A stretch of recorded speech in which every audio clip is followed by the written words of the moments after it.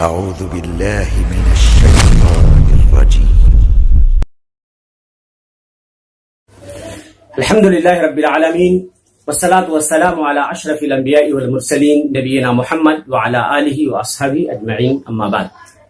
حضرات، آج ہمارا جو موضوع ہے وہ ہے نظر بد کی حقیقت کیا ہے، اس کی تاثیر کیا ہے. ہمارے بہت سے مسلمان بھائی ایسے ہیں جو نظر بد کی حقیقت کو تسلیم نہیں کرتے.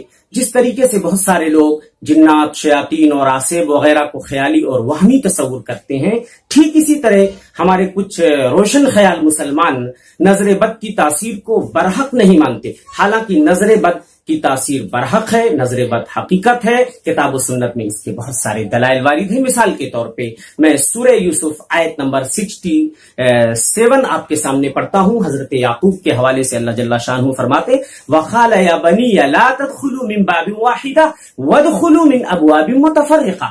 حضرت یعقوب کے جب 11 بیٹے بنیامین سمیت جب مصر جانے لگے غلہ لانے کے لیے، تو حضرت یعقوب نے اپنے بیٹوں کو وصیت کی کہ میرے بیٹوں، تم ایک دروازے سے داخل نہیں ہونا، مختلف دروازوں سے داخل ہونا. بہت سارے مفسرین نے اور خاص طور سے دنیا تفسیر کے ایکسپرٹ علامہ امام ابن جریر طبری اور بہت سارے مفسرین نے لکھا ہے کہ حضرت یعقوب کا مقصد جو تھا وہ یہ تھا کہ یہ 11 ہٹھے کٹھے خوبصورت نوجوان جب ایک ہی دروازے سے داخل ہوں گے تو لوگوں کی نظر ان کو لگ سکتی، نقصان ہو سکتا ہے. اس وجہ سے انہوں نے اپنے بیٹے کو مشورہ دیا، اپنے بیٹوں کو، کہ بیٹوں مختلف دروازوں سے تم جانا. اسی طریقے سے سورہ قلم آیت نمبر 51 میں اللہ جل شانہ ارشاد فرماتے وَإِن يَكَادُ الَّذِينَ كَفَرُوا لَيُزْلِقُونَكَ بِأَبْصَارِهِمْ لَمَّا سَمِعُوا الذِّكْرَ وَيَقُولُونَ إِنَّهُ لَمَجْنُونٌ. یہاں پر لَيُزْلِقُونَكَ بِأَبْصَارِهِمْ یعنی قریب ہے کہ اے نبی کفار و مشرکین آپ کو اپنی نگاہوں سے پھسلا دے. یہاں بھی دنیا تفسیر کے ایک اور ایکسپرٹ امام ابن کثیر رحمت اللہ علیہ بہت سارے صحابہ اور تابعین کے اقوال کی روشنی میں فرماتے ہیں کہ یہاں پر نگاہوں سے پھسلانے کا مطلب یہ ہے کہ کفار و مشرکین بغض اور نفرت اور حسد کی وجہ سے نبی آپ کو نظر لگا سکتے ہیں، اپنی نظروں سے نقصان پہنچا سکتے ہیں. اسی طریقے سے اگر احادیث کے ذخیرے میں دیکھا جائے بہت ساری حدیثیں ہیں جس سے پتہ چلتا ہے کہ نظر بد یہ برحق ہے. بخاری مسلم کی مشہور حدیث بارہا آپ نے سنی ہوگی، حضرت ابو ہریرہ حدیث کے راوی ہیں. عن ابی ہریرہ رضی اللہ تعالیٰ عنہ قال قال رسول اللہ صلی اللہ علیہ وسلم العین حق. اللہ کے رسول نے فرمایا نظر بد یہ برحق ہے. اور ایک دوسری روایت میں ہے وَلَوْ كَانَ شَيْءٌ سَابِقَ الْقَدْرِ لَسَبَقَتْهُ الْعَيْنُ. اگر کوئی چیز نظر سے سبقت لے جاتی، اگر کوئی چیز تقدیر سے سبقت لے جاتی تو وہ نظر بد ہوتی. اس سے یہ پتا چلا کہ نظر بد کی حقیقت ہے، اس کی تاثیر ہوتی ہے اور یہ چیز برحق ہے. اور ایک دوسری روایت میں اللہ کے رسول صلی اللہ علیہ وسلم نے ارشاد فرمایا، حضرت عائشہ حدیث کی راویہ ہیں استعیذوا باللہ من العین فإن العین حق. اللہ کے رسول نے فرمایا اللہ کے ذریعہ نظر بد سے پناہ مانگو، اس لیے کہ نظر بد یہ برحق ہے. علامہ البانی نے اس حدیث کو صحیح الجامع کے اندر نقل فرمایا ہے. اسی طریقے سے ایک دوسری حدیث حضرت جابر رضی اللہ تعالیٰ عنہ سے مروی ہے کہ اللہ کے رسول صلی اللہ علیہ وسلم نے ارشاد فرمایا اکثر من یموت من امتی بعد قضاء اللہ وقدرہ بالعین. علامہ البانی نے اس حدیث کو سلسلہ صحیحہ کے اندر نقل فرمایا ہے. فرمایا اللہ کے رسول صلی اللہ علیہ وسلم نے میری امت کے بہت سارے لوگ قضاء و قدر کے بعد، تقدیر کے بعد وہ نظر بد کے نتیجے میں فوت ہوں گے.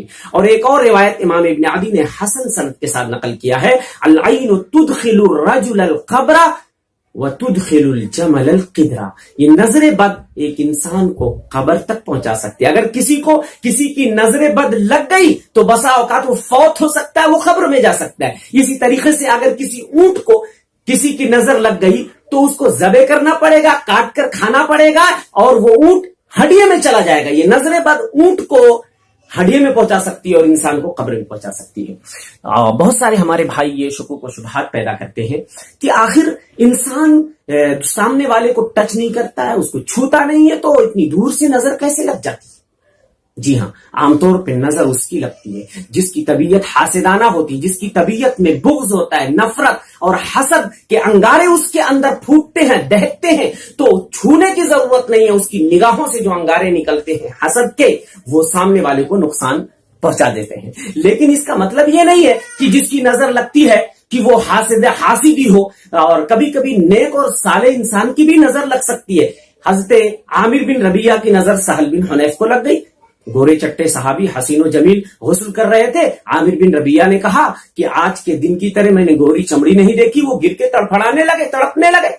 اللہ کے رسول کو جب یہ پتا چلا تو آپ نے فرمایا الا ما یقتل احدکم اخاہ، تم میں سے ایک آدمی اپنے بھائی کو قتل کیوں کرتا ہے؟ جب کسی کو کسی کی کوئی چیز اچھی لگتی ہے تو اس کے لیے برکت کی دعا کیوں نہیں کرتا ہے؟ اسی لیے اگر کسی کو کسی کی چیز اچھی لگے تو ہمیں اس کے لیے برکت کی دعا کرنی چاہیے۔ تبارک اللہ، ماشاء اللہ، سبحان اللہ، اس طرح کے کلمات ہماری زبانوں پہ جاری ہونا چاہیے۔ اس طریقے سے ہم اپنے بھائی کو نظر بد سے بچا سکتے ہیں۔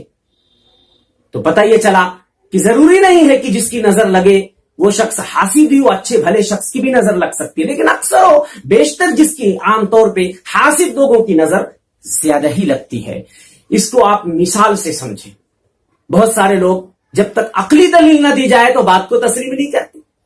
جس طریقے سے بہت سارے لوگ جنات شیاطین پہ ایمان نہیں رکھتے، ایسے کچھ لوگ نظر بد کی حقیقت کو تسلیم نہیں کرتے۔ دیکھیے حدیث کے اندر 2 سانپوں کا ذکر آیا ہے، اس کو ذوالطفیلین کہا جاتا ہے، اور ایک سانپ الابتر۔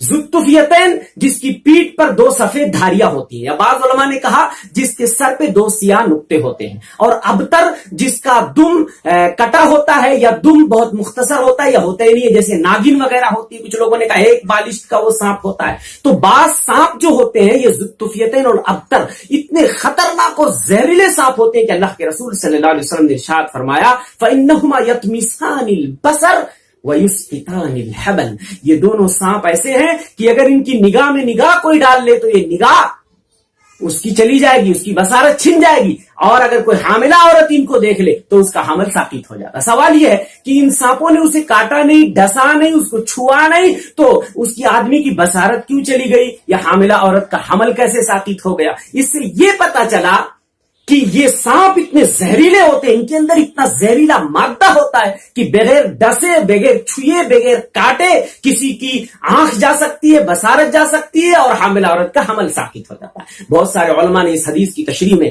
علامہ قاضی عیاض ہیں، علامہ نووی رحمۃ اللہ علیہ ہیں شرح نووی کے اندر، اسی طریقے سے علامہ مناوی نے فیض القدیر کے اندر لکھا ہے کہ اس کی مثال ایسے ہے جس طرح ایک عائن جس کی نگاہ، جس کی نظر لگتی ہے، وہ سامنے والے کو چھوٹا نہیں ہے، ٹچ نہیں کرتا اور نظر لگ جاتی ہے، اسی طریقے سے بعین ہی یہ 2 سانپ کاٹتے نہیں ہیں، ڈستے نہیں ہیں، پھر بھی سامنے والے پر ان کے زہر کا اثر ہو جاتا ہے۔ علامہ ابن القیم الجوزیہ رحمہ اللہ وغیرہ نے اسی مثال سے اس بات کو کلیئر کیا ہے کہ جو لوگ تسلیم نہیں کرتے نظر بد کی حقیقت کو، انہیں سمجھنا چاہیے کہ نظر بد یہ برحق ہے، اس کی تاثیر برحق ہے، اس لیے نظر بد کی حقیقت سے انکار کرنے کی کوئی گنجائش نہیں ہے، اس کی تاثیر برحق ہے۔ بہت سارے لوگوں کی تندرستی چھن جاتی ہے، بیمار ہو جاتے ہیں، یہاں تک کہ بہت سارے لوگ موت کی آغوش میں چلے جاتے ہیں۔ اس لیے ہم اپنے بھائیوں کو نقصان نہ پہنچائیں، کسی کی نعمت اچھی لگے، کسی کی کوئی چیز اچھی لگے تو ہم اس کے لیے برکت کی دعا کریں۔ سبحان اللہ، ماشاء اللہ، تبارک اللہ۔ چھوٹے بچوں کو نظر بہت جلدی لگ جاتی ہے، کسی کا بچہ ہنستا کھیلتا ہوا مسکراتا ہمیں اچھا لگتا ہے، ہم اس کے لیے برکت کی دعا کریں۔ سبحان اللہ، تبارک اللہ، ماشاء اللہ، کتنا پیارا بچہ ہے۔ اسی طریقے سے نظر بد سے بچنے کے لیے صبح و شام کے جو اذکار ہیں ہم انہیں پڑھیں، خاص طور سے معوذتین ہے